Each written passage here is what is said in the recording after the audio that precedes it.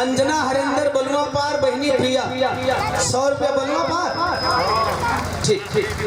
साधुआ जय भीम जय भारत। कौनो मेहरारू को मरद प्रदेश में कहतिया छोड़ी गवना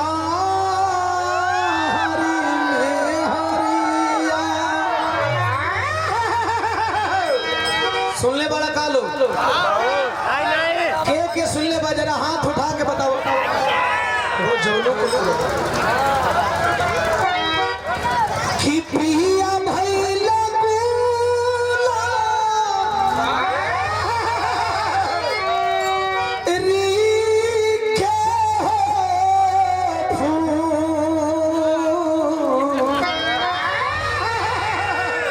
छोड़ी गवना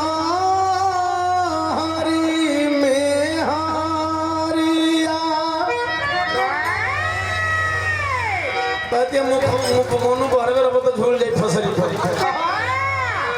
मर्दा कहता राते राते धारब रेलगाड़िया पकड़लस गाड़ी चल ये प्यार बा ई गीत धीरे धीरे 2 साल रिलीज कैले भइल बा अब भी ट्रेंडिंग में बा। बिरहा जगत वालन के भले अनपछो के भोजपुरी जगत वाला हर मन पे गौलन साला बिरहा यही से पीछे भोजपुरी के वो कोटाहो गवैया कोनो धुन गा दे तो वो के लेके साल भर बिरहिया ढोई और बिरहा का केतनो नीमन धुन चाहे भोजपुरी वालन का कपार पर नाचे लेकिन बिरहा वालन के ही लगी फलाना का गीत हमर हम गा दे तो फलाना ज्यादा बड़ आदमी हो जी। अरे फलाना के तुनहन का बड़ बने भैया फलाना के बड़ बने के बाद ई पब्लिक बनाई।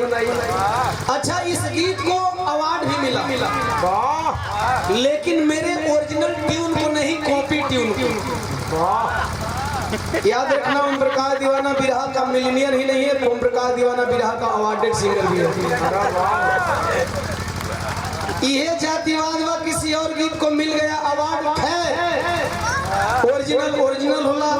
यूजीसी के बदे यूजीसी इसलिए जरूरी नहीं है कि एकलव्य कमजोर है, यूजीसी इसलिए जरूरी है कि साला गद्दी पे बैठा जोड़ बेईमान है। आज भी आपको चाँद के नाम पे दबाया जाता है, चाँद के नाम पे इग्नोर किया जाता है, चाँद के नाम पे डिसमेंट किया जाता है। ध्यान रखना इसके बाद ये गीत के छोड़ो मेहरारू का कहले से मर्द घरे आई मर्द होलनी भाज लहला भूसा उसा भर लेला कोठा पर चढ़ा लेला कुल कई के खलिहाई गई। अब मौगी एक दिन केवरा बैठल बिया देखा दिया टुकुर वो होने तक मर्द गलत करे जगह कर तेरे कते का करी तोरा कुछ बुझाती नहीं करे एजा करे कहीं तोरा कुछ बुझाते नहीं कहू देखत नहीं खा लिखा रे हतो जगह में थाबो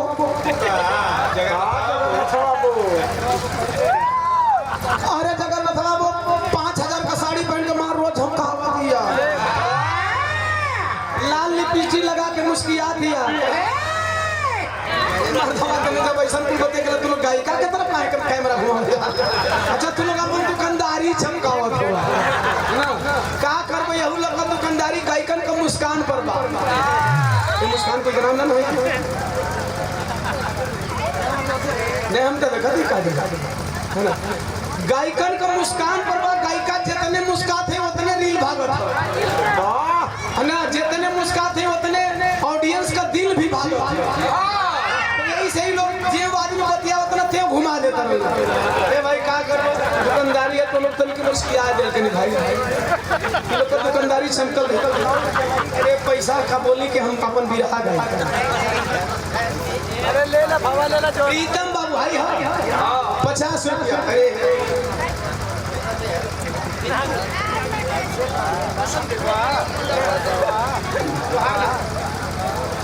बिंदु कुसुम देवी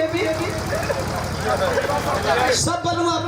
बलुआ पर से सब बहनी लोग के द्वारा 100 रुपया। अब मर्दा कहता करे तू काहे मुंह फुलल बली कहता दिल्ली चल जाए मौगी कहती है दिल्ली